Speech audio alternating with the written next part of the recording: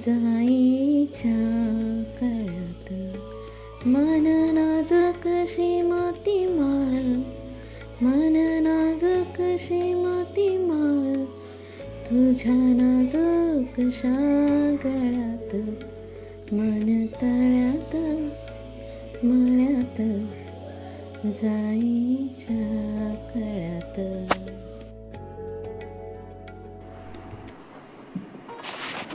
हाय, मी विद्या. Good morning.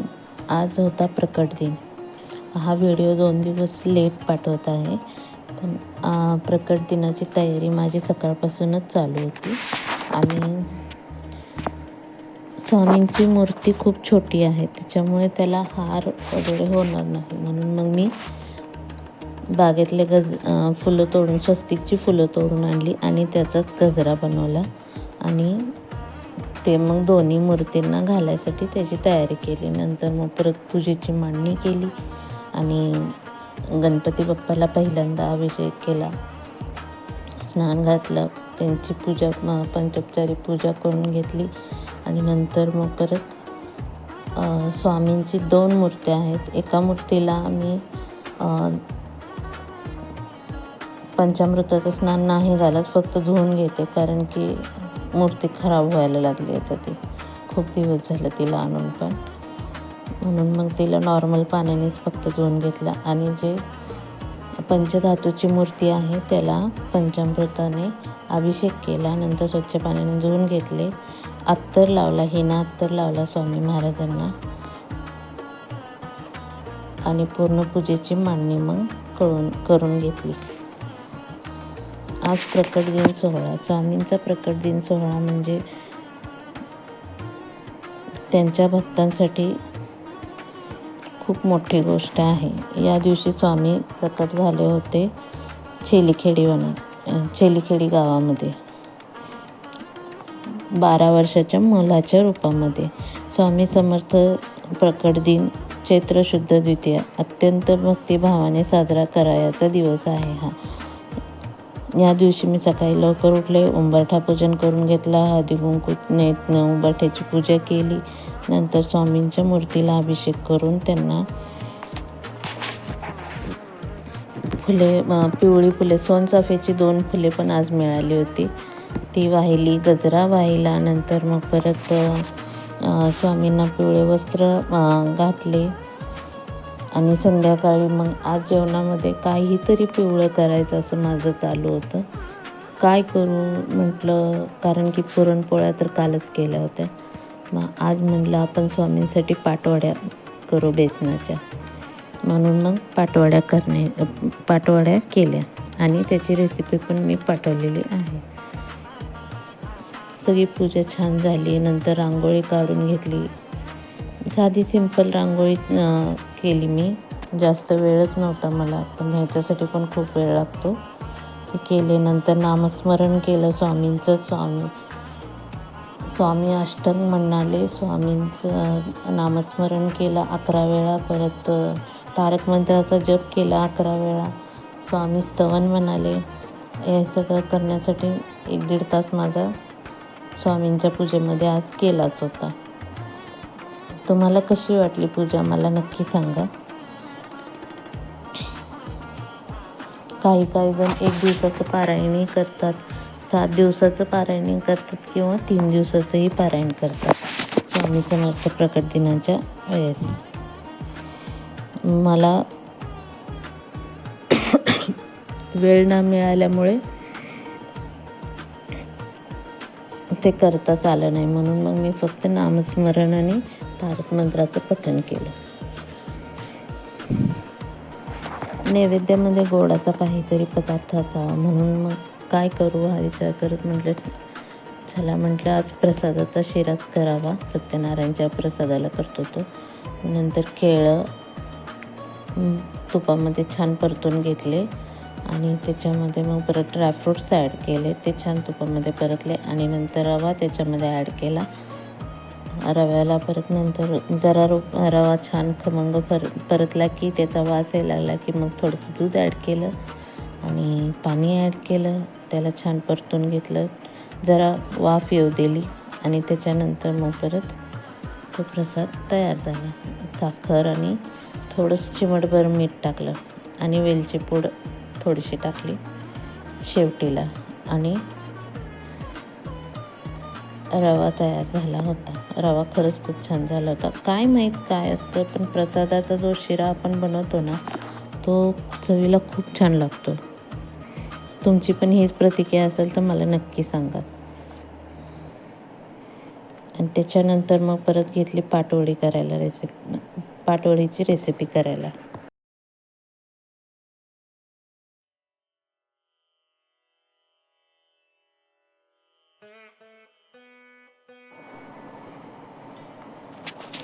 पाटवडी ही बेसन, लसूण, मिरचीचा ठेचा आणि सुक्या खोबऱ्याच्या मिश्रणापासून बनवली जाते. हा एक विदर्भातील पारंपरिक आणि चविष्ट पदार्थ आहे. बेसन छान भाजून थापून वड्या पाडल्या जातात आणि झणझणीत रश्श्यासोबतही खाल्ल्या जातात. आम्ही असंच खातो. आणि प्रामुख्याने हे काय ठिकाणी पितृपक्षामध्ये बनवले जाते. पाटवडीसाठी मी एक कप बेसन घेतलं, त्याच्यामध्ये 1.5 कप पाणी ओतले, त्याला मिक्स करून घेतलं आणि नंतर 4-5 हिरव्या मिरच्या, लसूण, जिरे आणि कोथिंबीर हे मिक्सरमधून वाटून घेतलं आणि नंतर 1 चमचा तेल घेऊन तव्यामध्ये 2 चमचे तेल घेतले आणि त्याच्यानंतर मग परत जिरं, मोहरीची फोडणी दिली, कढीपत्त्याची फोडणी दिली आणि नंतर मग परत आलं लसूण मिरचीचा जो पेस्ट केला होता, ठेचा केला होता, तो त्याच्यामध्ये ओतून दिला आणि छान परतून घेतलं ते सगळं. हळद पण नंतर घातली, थोडंसं मीठ घातलं आणि पाणी ओतलं मिक्सर नीट परतल्यानंतर आणि त्याच्यानंतर मग परत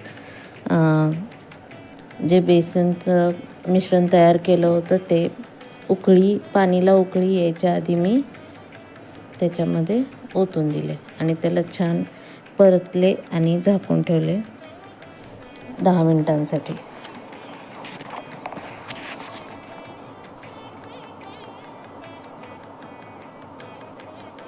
नंतर परत छानपैकी त्याला वाफ आल्यानंतर मग परत गॅस बंद केला आणि मी मेन म्हणजे खोबरं आणि शेंगदाणेच टाकायचं विसरले होते. शेवटीला मी खलबत्त्यामध्ये कुटून त्याच्यामध्ये ॲड केलं.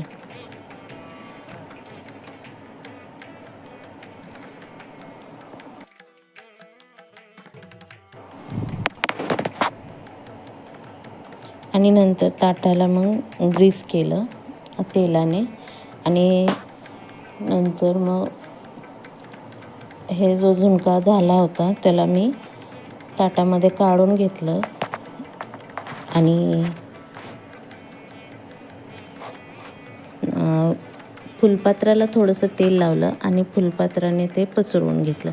हाताने पसरवलं की ते खूप भाजतं, म्हणून मग मी हे फुलपात्राने केलं आणि ह्याने खरंच सोपं होतं, फास्ट केलं जातं आणि छान एकसारख्या वड्या पण तयार होतात.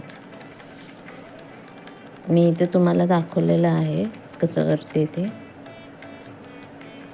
आणि किती फक्त 10 मिनिट मी साईडला ठेवून दिलं आणि लगेच त्याच्या वड्या पण पडल्या.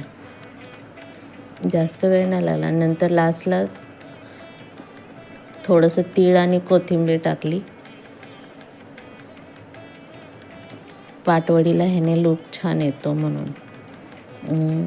काय लोक ह्याचा रस्सा पण बनवतात आणि त्याच्यामध्ये पाटवडी टाकून पाटवडी रस्सा असं भाकरीसोबत चपातीबरोबर पण खातात. पण मग आमच्या इकडं फक्त पाटवडीच खातात. त्याचा रस्सा वगैरे कोण खात नाही, कारण त्याने खूप ॲसिडिटी पण होते. फक्त पाटवडी केली जाते.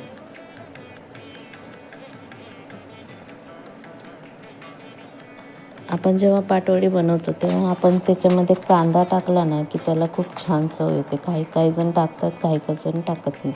मी ह्याच्यामध्ये कांदा ॲड केला होता, मी नेहमी टाकते आणि त्यानं खरंच खूप छान चव येते. आणि तीळ टाकल्यानंतर पण असं दाबून पसरवून घ्यायचं, म्हणजे त्यानं तीळ बरोबर बसले जातात त्याच्यावर.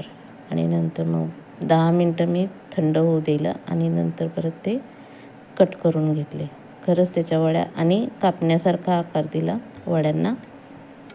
वड्या खरंच खूप छान झाल्या होत्या.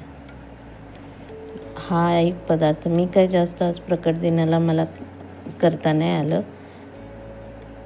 ह्यावेळेस पारायण पण करता नाही आलं, त्याच्यामुळे फक्त जपच केले होते. आणि आता संध्याकाळी पण म्हटलं नेहमी पोळ्या, पुरी, चपाती याच्यापेक्षा म्हटलं आजचा बेत जरासा वेगळा ठेवावा.